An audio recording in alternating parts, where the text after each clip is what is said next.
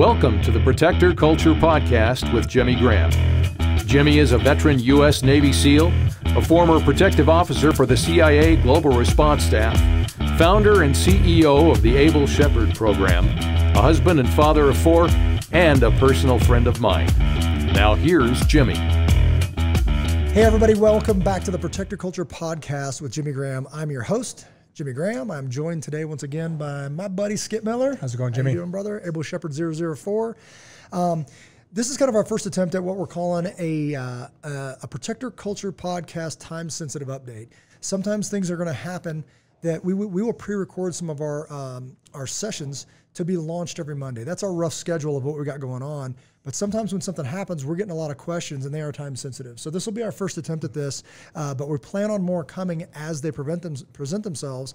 But just recently there was a shooting in Nova Scotia in Canada, and we want to talk through that because I've already gotten some questions. So if you could bring us up to speed with pretty much what happened, and then I'll go into some of the things I've heard. Sure. So in Nova Scotia, there was unfortunately a large-scale active shooter. The shooter was he killed 22 people, and then he lost his life in a shootout with a police officer. It actually spanned 14 hours. So it started in the evening. He had some kind of a physical altercation with his girlfriend at his house. She escaped the house, and then he kind of just went on a rampage. And there was the 22 victims, and across 16 different crime scenes. So it was really moved a lot. Really the hard part was that he was dressed as a police officer in an authentic, and this is according to the Canadian Mounted Police. They said that it was an authentic police uniform, and he had a police cruiser that looked really was a very good copy. So you've got somebody who looks like a police doing horrible things. So he's dressed like an officer, looks like an officer. He's got his own car that is intentionally modified, siren, whatever, to look like a police car. Okay. Yeah, and some of the people that he shot were people known to him. A lot of them were random. Some of them he pulled over people on the road and shot them, and unfortunately killed them. And these, I believe, those were the more random people. But like one of the, I actually took a picture of it because I thought it was an interesting point of view from one of the police officers. Superintendent Campbell, he said, "I've been a police officer for almost 30 years now, and I can't imagine any more horrific set of circumstances than when you're trying to search for someone that looks just like you." Wow.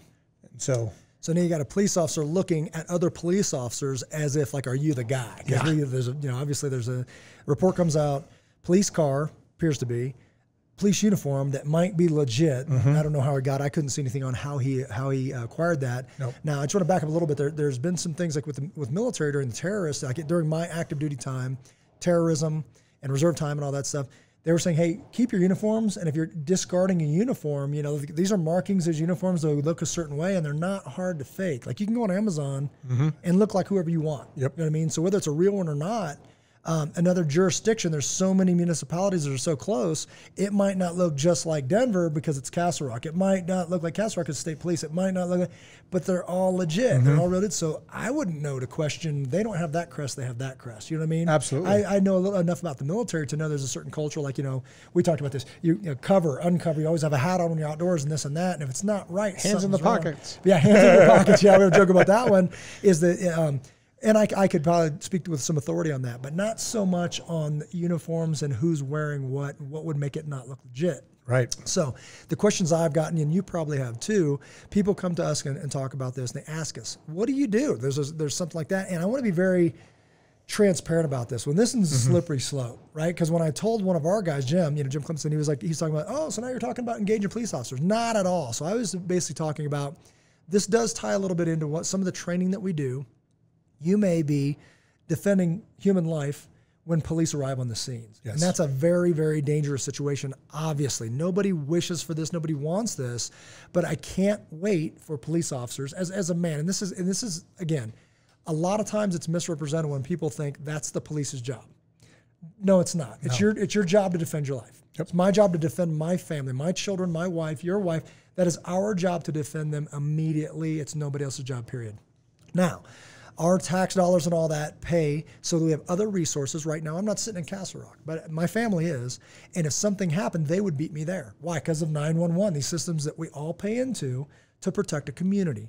So in a community, there's not a lot of people in danger right now, but if there is, we've got limited resources that will go and help them. So if there's multiple, situations, then we're going to run out of those people. I tell people, like, this just came up in a court case, and it said the police's job is not to protect you. Yes. So that's scary for most people because they don't think about it. Your job is to protect you. So if their job was truly to protect you, and let's think about this rationally. If there was a gentleman standing right here, okay, and the police's job is to protect you, like for me stabbing you, punching you, kicking you, shooting you, there should be a cop between us. Right. For every individual. Everyone. So of 70,000 people in Castle Rock, we should have 70,000 officers, one's assigned to me. And obviously that's... It's silly. It's realistic. So their job, yes, to protect and serve a community, because every once in a while there's a crime and they can go there, but they can run out of resources very quickly. That's not by design what they're supposed to do. So if it's my job to protect me, well, against who? Against somebody who's breaking the law and trying to hurt me or whatever, to defend my life. So again, I want to ease into this one because this could be misconstrued. And we've got a lot of support from police officers, and also we support police officers. Like law enforcement, we cannot have a successful community without them, period. So I appreciate them 100%. We back them 100%. I'll say this, and I don't mean in a bad way.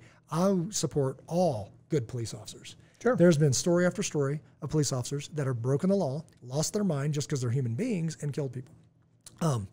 There have been also people that have dressed up like police officers, and there's so much respect from the community in these, in our communities I've grown up in and lived in and all this stuff. I've been in other parts of the world where that's not the case, but we have overall, I'd say we have a lot of respect for police officers. And if there are lights and sirens behind me, I will pull over my car. Absolutely. I mean, sometimes you can't make out the car, and I'm going to give them the benefit of the doubt to be like, I don't want to be wrong about this, and then end up getting pitted off to the side of the road or whatever. I'm pull over and figure this out. However, a couple years ago, I remember this because I have it in my hometown. In Castle Rock, there was a woman that was pulled over, and this isn't wee hours of the morning, and this isn't in some shady part of town. This is in Castle Rock. Right.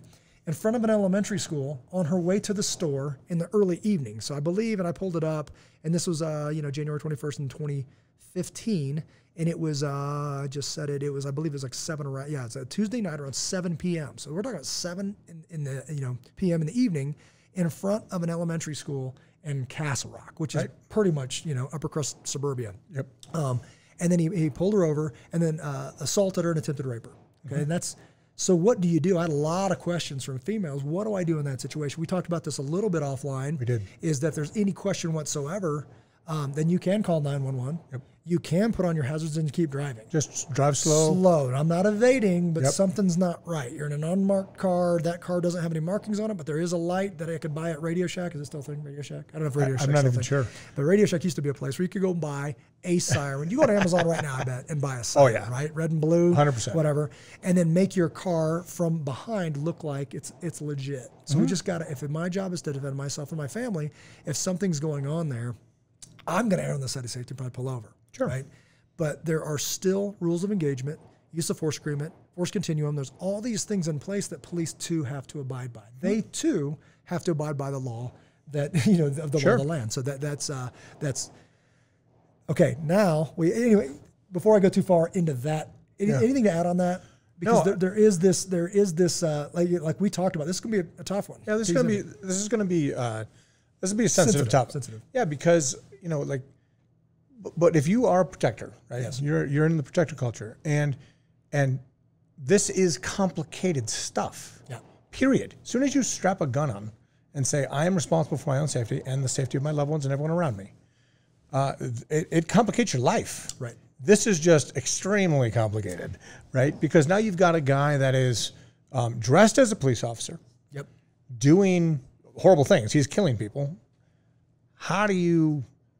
it would absolutely make you pause to see that. If you don't mind, let me throw a scenario at you. You can answer because I know the answer. You know the answer. I'm dressed like a police officer. Yes. You don't know. Maybe I am, maybe not.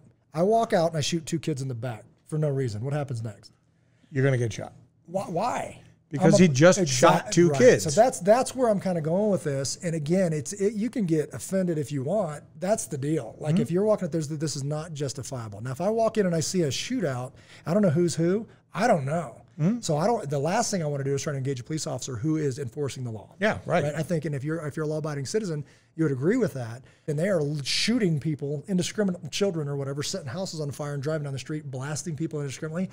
I don't care if you're really a cop or not at that point. If you're, it doesn't matter if how you're dressed if you're breaking the law. Correct. It doesn't matter it doesn't matter how you're dressed.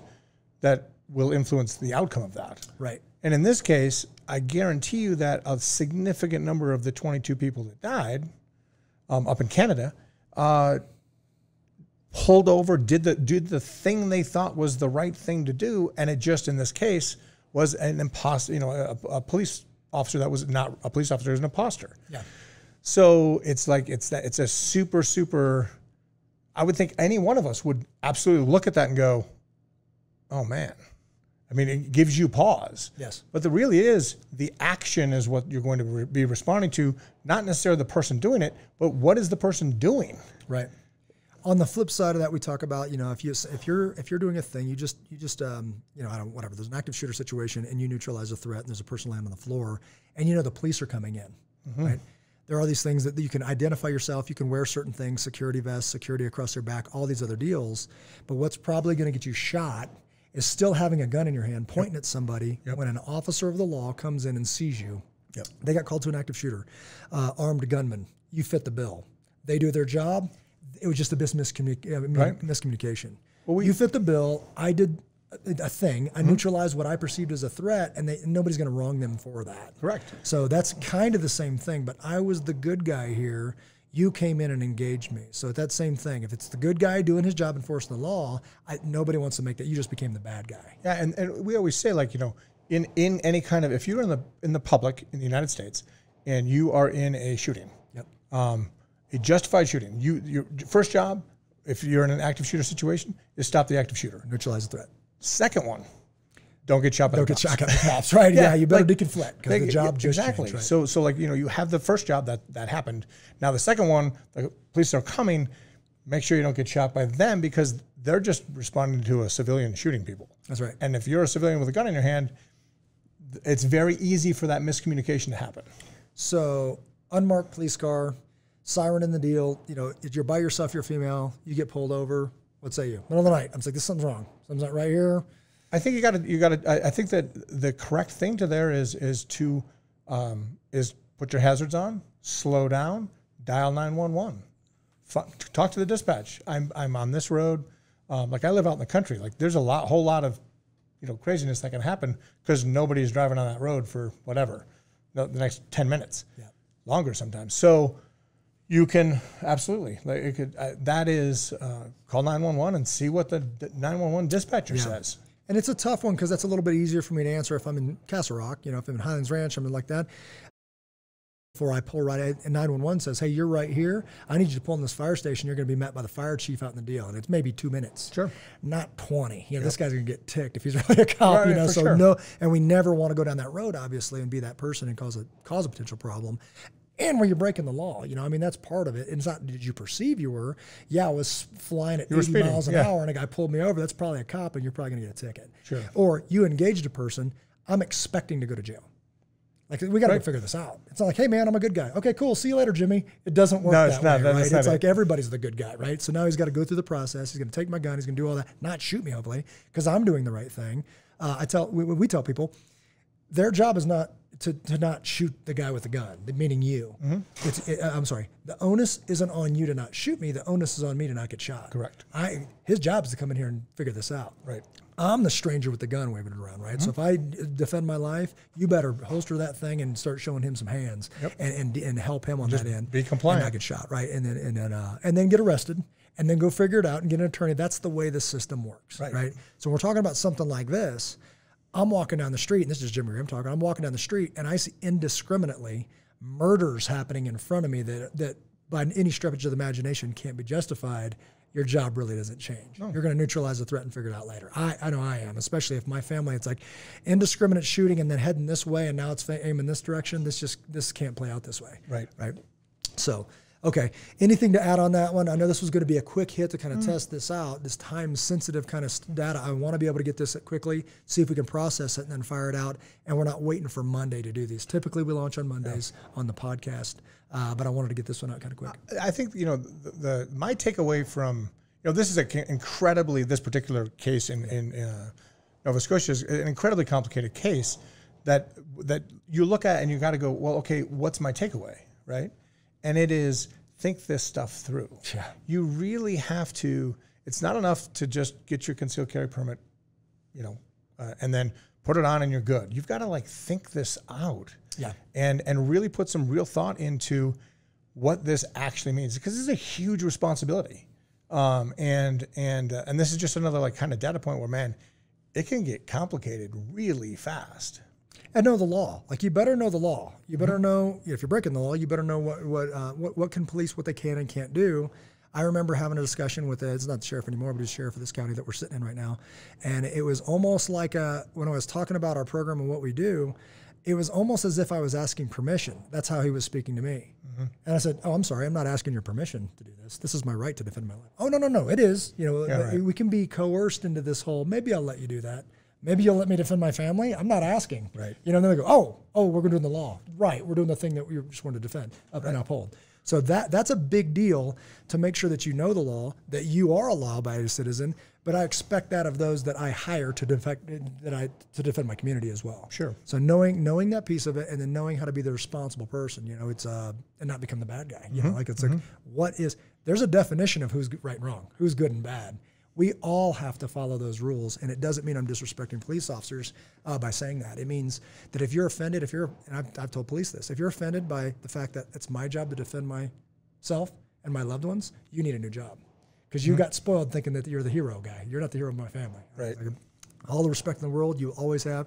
You always hear news about a responsible citizen, you know, helping a police officer. It should be that way, because he needs your help. This is a one team, one fight. Right. Yeah. So if somehow it's become, no, I'm the guy that saves people, I'm the guy that gets a gun on. No, this is not the way this works. Right. Yeah. So, we're all on the same team. Right. But it's responsible. The responsibility on my part. Did they have training to do A, B, C, and D? Yes. But it's never not been my job. Right. Cool. Okay. So that was a quick hit, guys. I appreciate you checking in on this one. We're going to try to get this one out before our regular schedule. I'm looking at BK, and he's assuring me that that's going to happen. He just gave me the big old thumbs up. But I appreciate it. We'll try to keep you updated as fast as we can when stuff like this comes up, because there are serious questions. And if we can contribute to that to make you and everybody else safer in this protector culture, then we appreciate it. And if you got comments, because like I said, we did throw it out there. This is a little sensitive. We want to hear from you. I want to hear your comments and your concerns, and we can air those out, because it's worth talking about, obviously, if it ever happened again. So please give us a 5-star rating for the podcast right now. Write us a review on however you're listening to us. Join us on Able Shepherd on Facebook, protectorculture.com. That's relatively new, where you can actually watch this. If you're listening to it right now, like Perry was, and then you say, I want to watch it as well. And he said it's even cooler doing it. Seeing us talking, especially when we're got visual aids and all that kind of stuff. And then join us on ableshepherd.com to learn more about the Able Shepherd program. That's ABLESHEPHERD.com. And until next time, God bless you guys. Take care of one another.